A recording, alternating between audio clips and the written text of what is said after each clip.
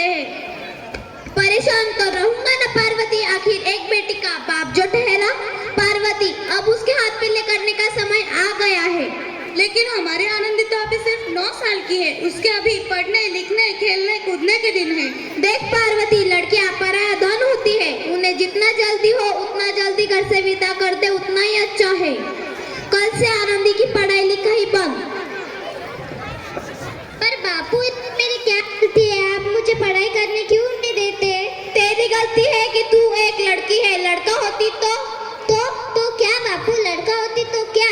ए लड़की, ज्यादा जबान न चला, नहीं तो जबान हलक से खींचकर बाहर निकाल दूंगा। बापू, मैं पढ़ लिख कर कुछ बनना चाहती हूँ, मेरी पढ़ाई ना रोको बापू। आनंदी, तुझे पढ़ना है तो पढ़, लेकिन सारी उम्र बाप के छाती पे यूं बोझ बन के ना बैठ।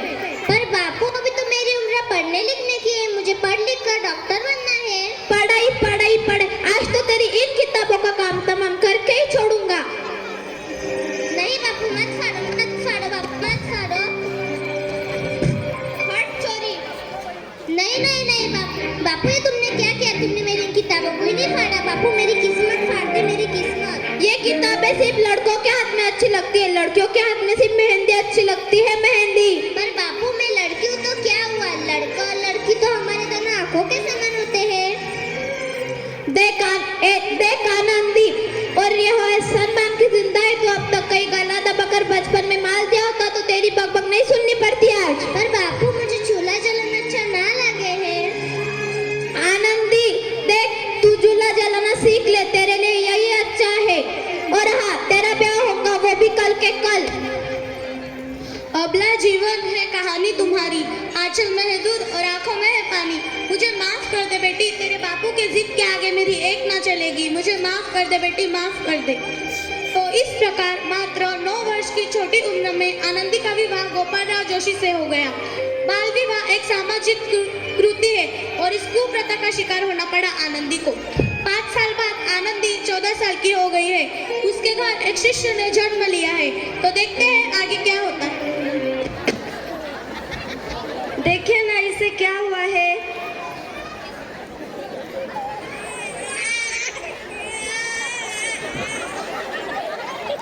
इसका माथा तो अंगार की तरह तप रहा है, इसे तो तेज बुखार है। आप भी ना कुछ भी बोलते हैं, दीजिए मुझे। माधव, माधव,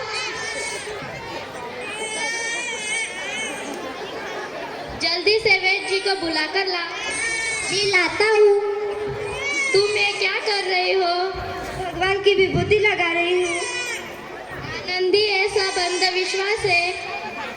आप यकीन तो कीजिए, भगवान की कृपा से इसका माथा ठंडा हो रहा है ना बेटा? देखिए, दीजिए मुझे।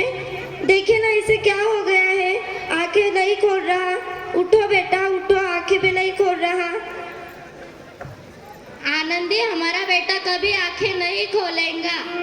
आनंदी, बंद करो ये नाटक। नहीं, ऐसा नहीं हो सकता, मेरे बेटे को मुझसे कोई नहीं छीन सकता। माधव,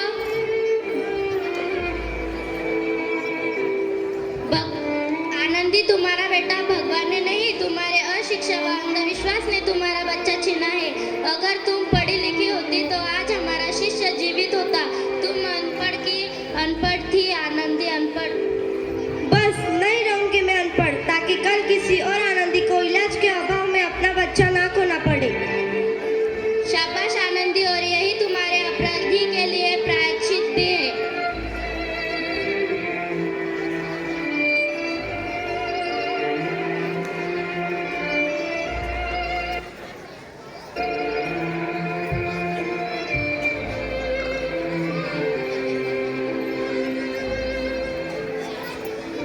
आनंदी, ये लो, तुम्हारे 12वीं का परिणाम आ गया है। तुमने पूरे कॉलेज में प्रथम स्थान अर्जित किया है। तुम्हारी मेहनत रंग ला गई आनंदी, रंग ला गई।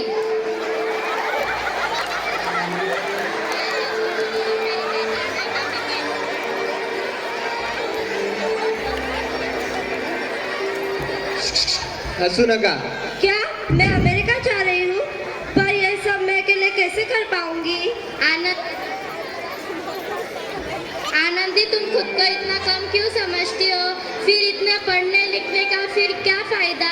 तुम गवार की गवार ही रहोगे नहीं रहूंगी मैं अब गवार।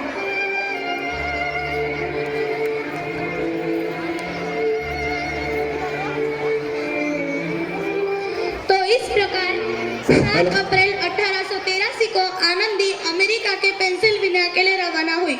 इधर आनंदी के पिता की तबीयत बहुत ही खराब है, तो देखते हैं आगे क्या होता है। लगता है मेरे जाने का समय आ गया है। अब मैं नहीं बचूंगा। ऐसा मत बोलो, शहर के कोई सिटी हॉस्पिटल में से डिग्री लेकर कोई बड़े डॉक्टर आए हैं, उनके पास चलकर देखिए। हाँ सही बोला भैया, एक बार वहाँ चलकर देख लेते हैं। कम से कम दिल को तसल्ली तो मिल जाएगी। हाँ चलो जल्दी हॉस्पिटल में चलते हैं।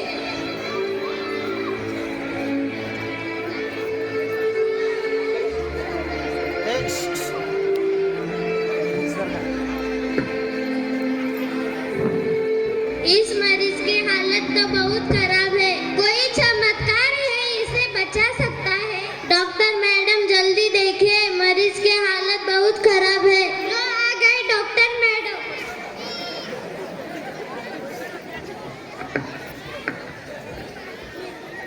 अब आप बिल्कुल ठीक हो। डॉक्टर साहब ने मुझे बचा लिया। मुझे मिलना है डॉक्टर साहब से। डॉक्टर साहब नहीं, डॉक्टर मैडम बोलो। डॉक्टर मैडम, उन्होंने ही तुम्हें जीवन दान दिया है, मौत के मुंह से बचाया है। डॉक्टर मैडम ले लो, आ गई डॉक्टर मैडम, मिलो उनसे।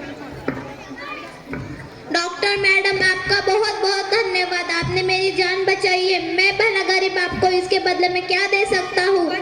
वचन चाहिए मुझे कि कभी ये नहीं कहूँगी लड़कियाँ कुछ नहीं कर सकती। वचन? ये कैसा वचन? अरे श्यामला, तुमने पहचाना नहीं हो तुम्हारी बेटी आनंदी? आनंदी? मेरी बेटी डॉक्टर? हाँ बापू, वही आनंदी जिसके लिए तुमने बचपन में चूल्हा और दूल्हा के अलावा कुछ नहीं सोचा था। उसकी जिंदगी काला कर देना चाहते थे तुम। बेटी मुझे माफ कर दे, मैं तेरा गुनहगार हूँ। नहीं बापू, तुमने तो मेरा एहसान चुकाया है। याद है ना अपना एहसान जो तुमने बचपन में मुझ पर किया था? ताने सुना सुना कर मुझे जी मार दिया था। अब बोल, किस किस को मारेगा? बेटी मुझे माफ कर दे बेटी, मैं तेरा गुनहगार हूँ। आनंदी, अब तुम तुम्हारे पिता को माफ नहीं करूंगी, माफ कर दो। तुमने तो कहा था ना बापू कि किताबें लड़कों के हाथ में अच्छी लगती है, लड़कियों के हाथ में तो मेहंदी अच्छी लगती है। एक का पढ़ना और दूसरे का ना पढ़ना सामाजिक अंधकार है बापू, सामाजिक अंधकार है।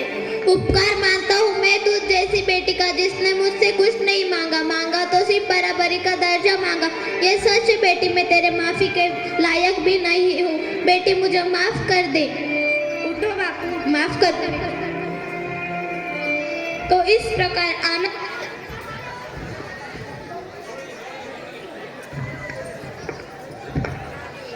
प्रकार आनंदी अपने अटूट इरादे और हौसलों से न केवल भारत की पहली महिला डॉक्टर बनी, बल्कि उन लड़कियों को सुनहरा रास्ता दिखा गई जो जीवन में कुछ करना चाहते थे।